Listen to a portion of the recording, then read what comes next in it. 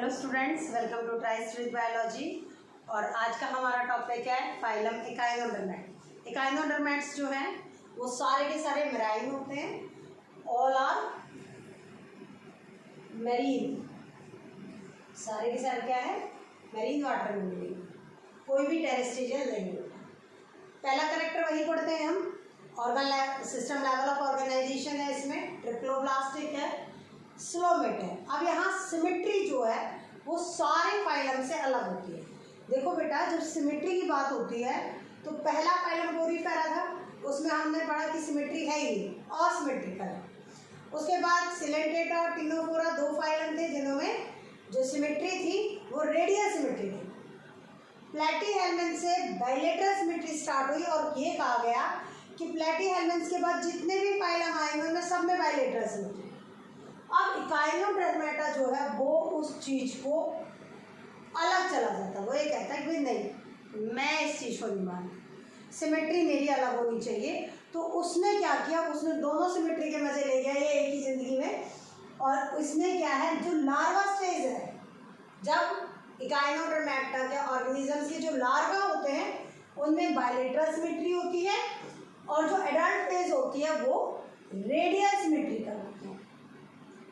तो जो इकाइनोडर्मेटा है उनके पास दोनों तरह की सिमेट्री उनकी लाइफ में है, बाइलेटरल और रेडियल सिमेट्री। इकाइनोडर्मेटा का एक स्पेशल कैरेक्टर है कि उनका जो एंडोस्केलेटन है, एक होता है एक्सोस्केलेटन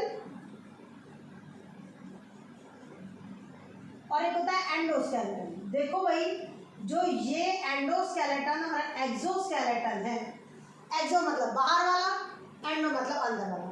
हमने आर्थ्रोपोड्स में पढ़ा कि एक्सोस्केलेटन जो है वो काइटिन का बना होता है। आर्थ्रोपोड में बाहर वाला होता है जो कि चिटिनस भी बोलते हैं इसको, काइटिनस भी बोलते हैं, जो चिटिन का बना होगा। लेकिन यहाँ एंडोस्केलेटन की बात हो रही है, अंदर वाला स्केलेटन। तो अंदर वाला स्केलेटन जो है वो कैल्केरियस होता है। कैल्केरियस कैल्शियम के ऑसिकल्स होते हैं। ऑसिकल्स बेसिकली बॉन लाइक स्ट्रक्चर्स होते हैं, पतली पतली बॉन स्ट्रक्चर होता है। इसी वजह से इनको इकाइनोडर्मेटा भी बोला जाता है। ये क्वेश्चन टिनोफोरा में भी आएगा, वाई टिनोफोरा नेम्ड सो। तो वहाँ क्या बताया है कि टिनोब्लास्ट सेल है इसलिए इसको टिनोफोरा बोल रहे हैं। यहाँ आ जाते हैं कि अगर इकाइनोडर्मेटा को इकाइनोडर्मेटा क्यों बोल रहे हैं, कि भाई इसमें कैल्केरियस ऑसिकल्स प्रेजेंट होती है इसलिए इसको इकाइनोडर्मेटा बोलते हैं। ऑर्थ्रोपोडा का पूछ ले, क्या ऑर्थ्रोपोडा क्यों बोल रहे हैं, तो भाई उसमें ऑर्थ्रो का मतलब ज्वाइंटेड, पोडा में लेग्स, ज्वाइंटेड अपेंडिसेस होती है, लेग्स को अपेंडिसेस बोल दिया वहाँ, तो वो ऑर्थ्रोपोडा बोल दिया। अगर ये कहे कि एनिलिडा को एनिलिडा क्यों बोल रहे हैं, तो भैया एनिलिडा इसलिए बोल रहे हैं कि एनिलीड जो है उसमें मेटामेरिज्म है, उसके सेगमेंटेड बॉडी है, इस वजह से उसको एनिलिडा बोला। अब यहाँ इकाइनोडर्मेटा में कैल्केरियस ऑसिकल्स है इसलिए इसको इकाइनोडर्मेटा बोल रहे हैं। यहाँ देखो, जितने भी इकाइनोडर्मेटा है उनकी बॉडी जो होगी स्पाइनी बॉडी होते हैं, इनकी बॉडी स्पाइनी होती है,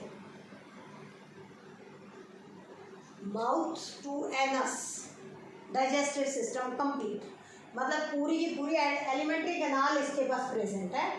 लेकिन माउथ की पोजीशन बताई हुई है यहाँ पर कि इकाइनोडर्मेटा में ऑर्गेनिज्म का माउथ उसके वेंट्रल साइड पे होगा और एनस डॉर्सल साइड पे।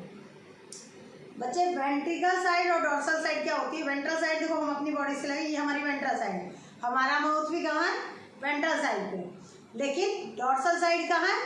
डॉर्सल साइड होती है बैक साइड, जो जहाँ हमारा बैक रीजन है उसको डॉर्सल साइड कहते हैं।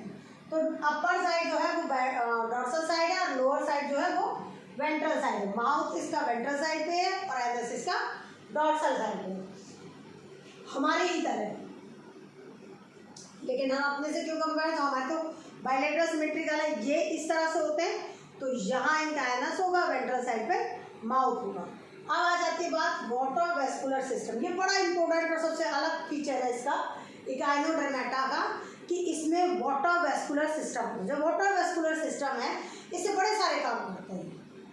रेस्पिरेशन इससे कर ली, लोकोमोशन इससे कर ली, फूड कैप्चरिंग भी कर ली और ट्रांसपोर्ट भी कर दिया अपने अदर ऑर्गन्स में। तो बहुत डिफरेंट सिस्टम इसका ये है वाटर वेस्कुलर सिस्टम।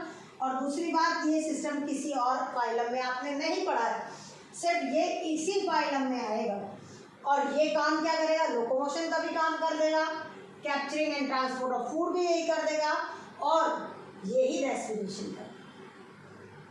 अब यहाँ एक्सक्रीशन नहीं आया बेटा, इसमें एक्सक्रीटरी सिस्टम जो है वो एब्सेंट होता है, एक्सक्रीटरी सिस्टम इसके पास नहीं है, ये एब्सेंट है। तो ये अब क्वेश्चन आता है कि जब एक्सक्रीटरी सिस्टम इकाइनोडर्मेटा के पास नहीं है तो फिर ये एक्सक्रीशन करेगा कहाँ से। अब एक्सक्रीशन क्या, नाइट्रोजनस वेस्ट,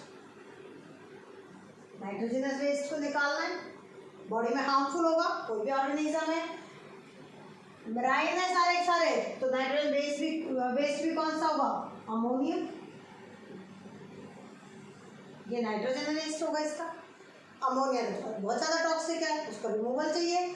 तो यही वाटर वेस्कुलर सिस्टम वाला जो प्रोसेस है ना रेस्पिरेशन वाला, इस रेस्पिरेशन प्रोसेस से ही ये अमोनिया वेस्ट को निकाल देता है अपने।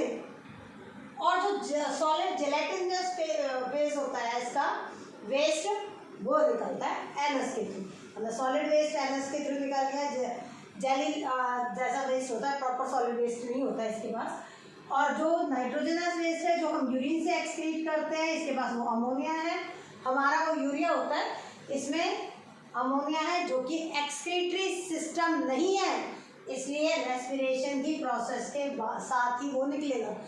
रेस्पिरेशन किससे हो रही है, गिल्स से हो रही है। और कौन करवा रहा है, वाटर वेस्कुलर सिस्टम करवा रहा है। वाटर वेस्कुलर सिस्टम है जिससे रेस्पिरेशन हो रही है, या हम ये भी कह सकते हैं कि एक्सक्रीशन भी इसी से हो रही है। भाई वो घुमा के कह रहा है कि रेस्पिरेशन के थ्रू इसने अपना नाइट्रोजन वेस्ट निकाल दिया, और वही हम कह रहे हैं कि वाटर वेस्कुलर सिस्टम से रेस्पिरेशन हो रही है इसमें।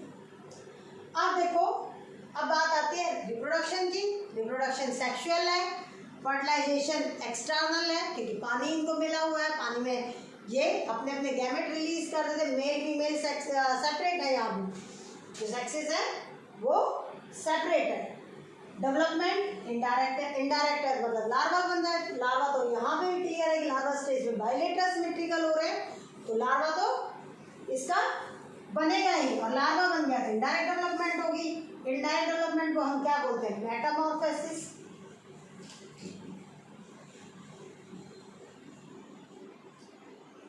अब आते हैं इनके एग्जाम्पल्स पे। एग्जाम्पल्स में क्या है, एस्ट्रेसियस, स्टारफिश। स्टारफिश अगर उसमें देखते हो तो इस तरह से, जहाँ हमने लिखा है ना स्पाइनी बॉडी, तो यहाँ इसमें ऐसे ऐसे स्ट्रक्चर होता है। अगर इसको स्टारफिश को गौर से देखो तो ये जो स्पाइनी होती है, ऐसे जैसे इसमें छोटे छोटे कांटे लगे हुए, चुभने वाले कांटे नहीं है